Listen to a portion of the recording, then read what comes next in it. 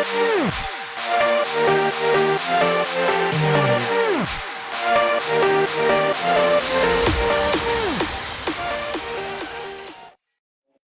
ito na naman tayo, bumaha na naman sa bagyo. I-discuss ko lang yung tungkol sa kotse natin, yung mga kailangan natin gawin sa kotse natin para hindi lumala yung sira ng kotse natin pag nalubog ito sa baha. At kung ano mga kailangan natin gawin, yung mga unang gagawin, susunod na gagawin. Kung bago pala kayo sa channel ko, paki-subscribe, tapos click yung bell icon, tapos yung click nyo yung all dun sa bell icon na yun. Paki-like and share na rin. So, eto, i-discuss ko lang based dun sa experience ko for 20 years sa hilig ko sa kotse, sa pagkakalkal ko sa kotse. So, ano ko ba una natin gagawin? Ang una natin titingnan is yung makina at saka yung transmission. Bakit unahin natin yung mga makina at saka transmission kaysa sa mga computer? No? Unang-una, mas madaling magkaroon ng corrosion yung makina kaysa dun sa computer. Pero dapat yan, kung maaari, gawin mo pa rin sa loob ng isang araw. May mga gagawin kang mga initial steps para hindi lumala yung problema ng kotse mo. Diba? Unang-una, yung makina. Paano papasok ang tubig sa makina? Diba? So, pwede pumasok ang tubig sa makina sa breather at saka sa exhaust port. Pero ang unang papasukin niyan, yung oil seals nyo. Yung oil seals nyo dun sa crankshaft, dahil siya yung mas sa pinaka-lower ng engine, yung oil seals ng crankshaft. So, oil seal ng crankshaft, merong front oil seal at merong rear oil seal ng crankshaft.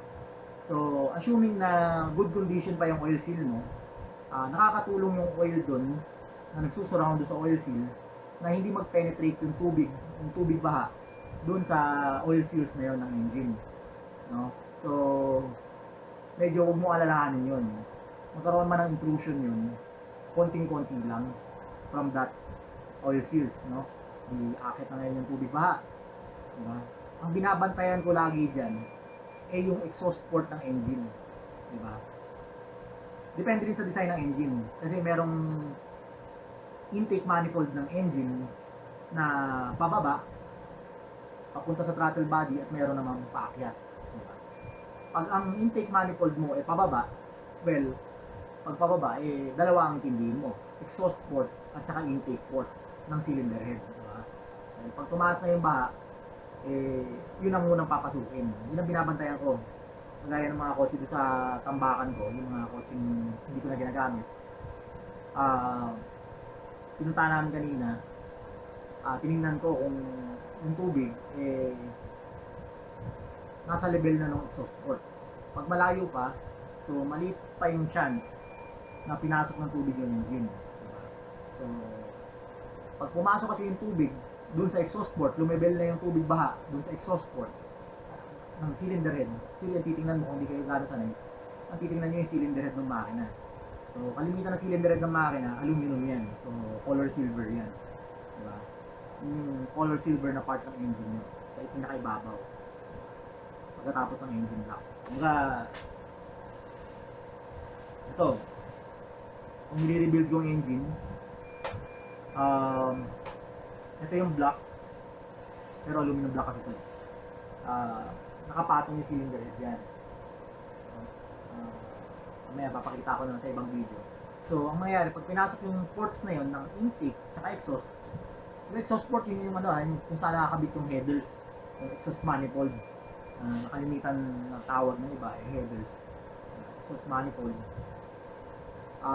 I-imagine mo yung kung saan nakakabit yung exhaust manifold doon sa cylinder head. Doon papasok yung tubig. Pag pinasok yun, sigurado, kung ano mong valve ang naka-open, pasok na yung loob ng piston, yung ibabaw, yung combustion side ng piston, hindi yun siya ilalim. Diba? So, pag pinasok yun, dahil yun yung part ng engine na walang oil, yun yung madaling kalawangin. Yun yung kailangan agapan nyo. Dahil sa engine, yun yung pinakaunang aatakihin ng kalawang pag nabasa ng tubig baha. Yung liners ng engine. Piston ring, yan. Pag pinasok yan, magsisimula na magkalawang yan. Kaya, yun yung dapat aksyonan nyo. Kung pumasok man dun yung tubig sa oil seal, dun sa baba, sa crankshaft, sa baba ng engine, medyo maliit yung chance na pumasok, lalo na kung okay pa yung oil seals mo. Though kahit bago pa yung oil seals nyo, pwedeng lumusot yung tubig doon. Pero siguradong hindi bigla. Diba? So, medyo may katagalan yung bago mapasok yung oil side ng engine. Kung saan dumadalo yung oil, which is yung ilalim ng piston, yung crankshaft, connecting rod, yung area na yun ng engine, yun ay puno ng oil lagi. Though hindi lahat, syempre, sa oil pan lang ng oil. Pero ibig sabihin, pag tumatakbo yung engine mo, nagsa-splash yung engine sa loob ng makina na yun. So, medyo hindi ka mag-aalala dun. Kahit cast iron pa yung block mo, kasi coated siya ng oil. Pero kahit coated siya ng oil, pag talagang pinabayaan mo, talagang kakalawangin pa rin yung loob. Kaya nga, yun, kaya natin pinag-usapan dito para ma-actionan ka agad. Pero talagang ang pinaka-maselan is yung combustion chamber, yung liners ng piston, yung kung saan dumadaan yung piston sa ibabaw. So, yun na. Pag pinasok yun, wala na. Pasok na yung ano mo, yung makina mo. Lalo na kung yung intake manifold mo, pababa yung design to papunta sa throttle body. Hindi lang exhaust port yung papasukin, pati yung intake port papasukin. So lahat ng piston mo, pinasok na yun. Yung apat, yung 4-cylinder yung engine mo, apat na piston na yun, pasok na yun. Diba? Ngayon, pag tumataas pa yung baha, ang babantayan mo ngayon dyan,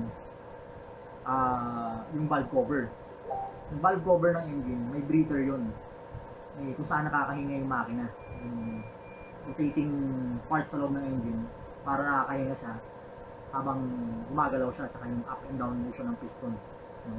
So, yung breather port na yun, saka PCV port, doon pwedeng pumasok yung tubig. Napapasok na talaga doon sa oil side ng engine mo, yung tubig. Tandaan mo, yung engine is, imagine mo separated siya ng two. Yung oil side, kung saan may mga gumagalaw na parts ng engine, camshaft, valve train, yung mga valve spring, yung connecting rod, yung crankshaft, yun yung oil side.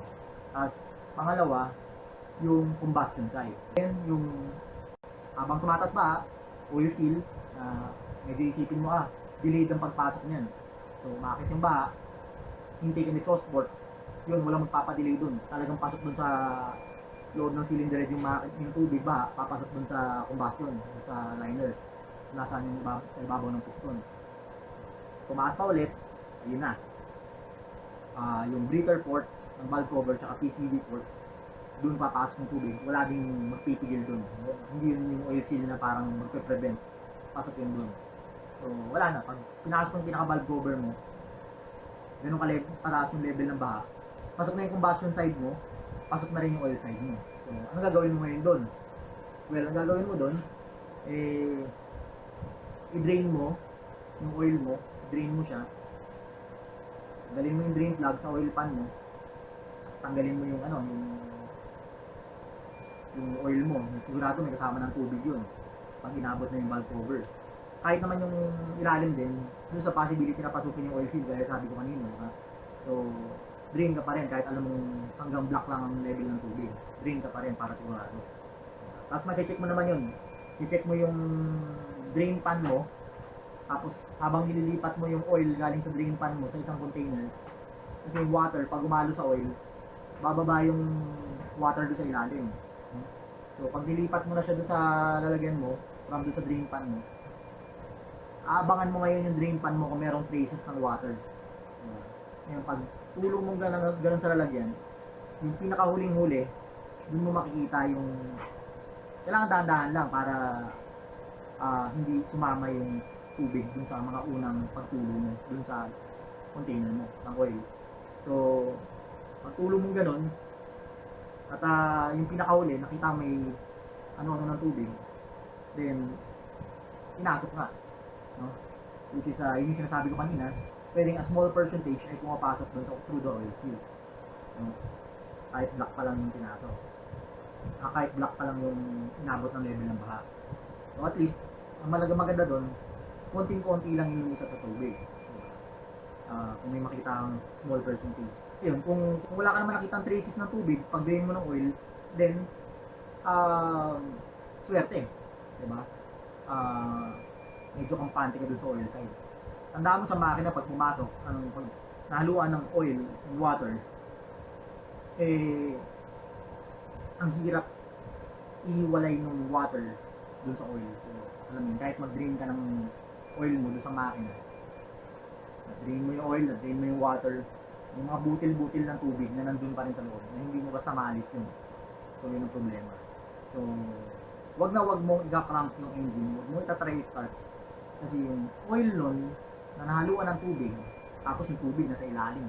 Pumasok yung tubig through the oil seals sa harap ng crankshaft, ng front oil seal, sa rear oil seal. Pagpasok ng tubig na yun, pupunta yun doon sa pinakababa, sa ilalim ng oil pan. And pag tinry mo i-crank yung engine, tinry mo i-start, syempre, pag ikot ng crankshaft, which is doon nakakabit yung oil pump, sabay sa ikot ng crankshaft, pwedeng direct drive or pwedeng chain drive, diba? Gagana na yung oil pump. Ang mangyayari, ihigop na yun si oil pump ng oil na may halong tubig. So, anong nangyari? Ihigupin niya pati yung tubig sa oil galleries ng engine mo. Ibig sabihin yung mga ugat-ugatan, pupunta dun sa oil pump, ihigupin yung oil pump, dadaan dun sa ugat ng oil, dadalo yan ng oil, papunta dun sa oil filter, pati oil filter mo magkakaroon na, tapos pupunta dun sa mga ugat-ugat, papunta dun sa mga bearings ng engine, sa crankshaft bearings, sa camshaft bearings, tapos pwedeng papasok, kasama dun yung kung naka-turbocharge ka, papasok din dun sa turbocharger. So makakontaminate yung mga bearings at saka turbo ng oil, ng flood water. Depende kung kahit small percentage ng water, yun na. At yung oiling system, yung ugat-ugatan ng oil system ng engine is wala, maano-ano ng water. Swerte mo na nga sana na konti lang yung percentage ng water. Pero pag big percentage na ng water ang pumasok dun sa sa engine, wala na. Kahit yung kaugat-ugatan yan sigurado pasok na ng tubig. So never start the engine, never try to crank it. Drain it first. Hayaan mo siyang tumuloy, hayaan mo siyang mag-drain ng matagal para kung maaari masaid yung mga butil-butil ng tubig ng tao. So yun yung una mong gagawin. So pagdating sa combustion chamber, yung papasukin yung exhaust port mo at yung intake port mo, kalaman mo yan, kuha ka ng pantanggal ng spark plug, tanggalin mo yung spark plug na 4, tapos kumuha ka ng flashlight, silipin mo yung loob. Pag nakita mong dry na dry, diba, malaki yung chance na hindi talaga na-contaminate yung ibabaw ng piston mo, yung combustion chamber, yung liners. Safe ka na doon pag wala ka nakita, diba? So, anong gagawin mo ngayon pag meron ka nakitang tubig? Ayun na, pinasok talaga yung intake at saka exhaust port ng ano mo, ng makina mo. Depende kung intake manifold mo pababa at pataas. Pag ang intake manifold mo is pocket na gano'n, hindi lahat ng cylinder pinasok. So, kita mo, yung meron, kala-actionan mo rin kagad yun. So, ang gagawin mo yun. Kung meron kang pang-vacuum ng tubig, diba, mas maganda. Yung vacuum pump ka, papasok mo yung vacuum hose mo, papasok doon sa may butas ng spark plug, hilahin mo yung tubig pa doon. Diba?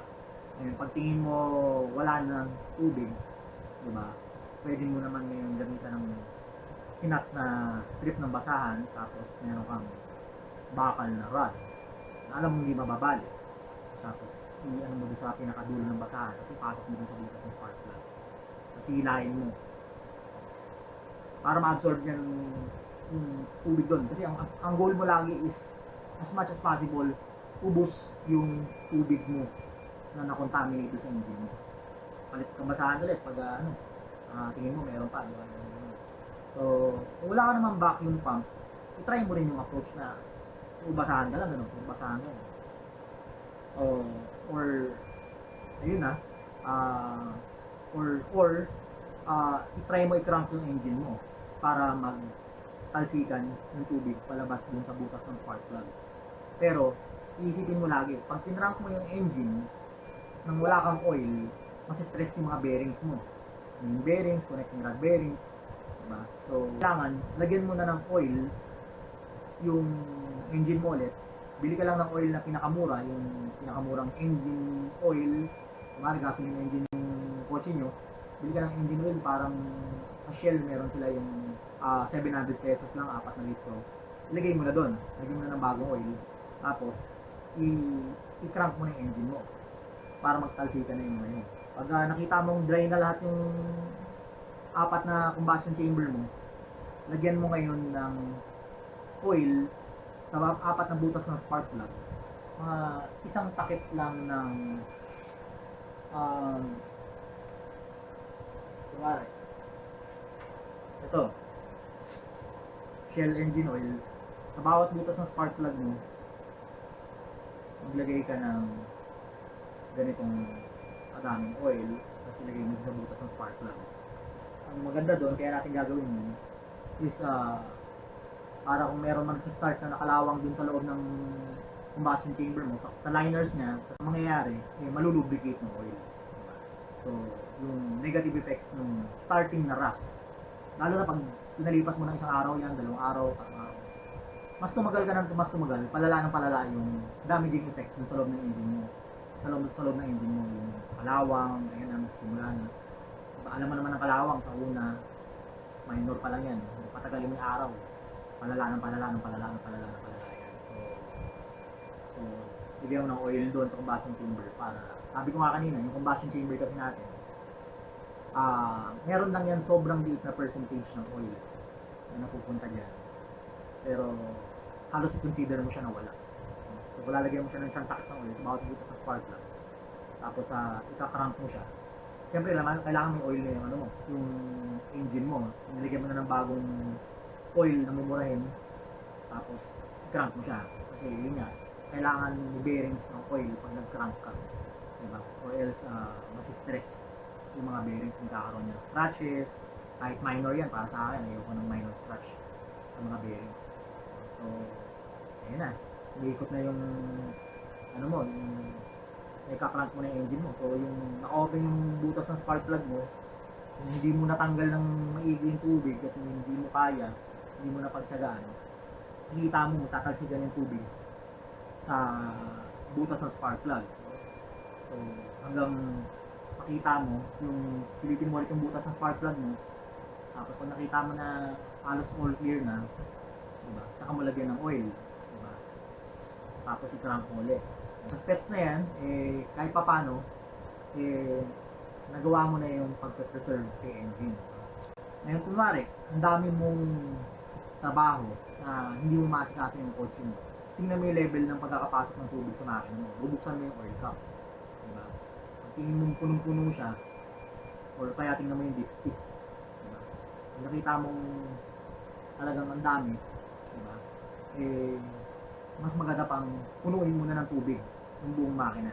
Diba? Tandaan nyo na mas hindi kakalawangin pag lubog sa tubig yung makina. Lalo, kung ano lang to kung talagang wala kayong time. Mas hindi basta kakalawangin pag lubog na lubog sa tubig yung buong nakasubmerge. Diba? Kaysa yung, ito yung pyesa, kunwari, ito yung camshaft. Diba? Tapos ang level ng tubig hanggang dito lang. Unang kakalawangin yan, yun nandito. Yung kung saan nagtatapos yung tubig baha. So, unang kakalawangin yung gilid na yan. So, pero pag pinunuan ko siya ng tubig para mag-submerge na siya totally, hindi basta kakalawangin niya sa ilalim. Madidelay yung pagkakalawang niya. Pero, syempre, kailangan actionan mo rin the soonest time possible yun. Yan. So, ayan na, napreserve na yung engine. Ngayon, electronics ka na.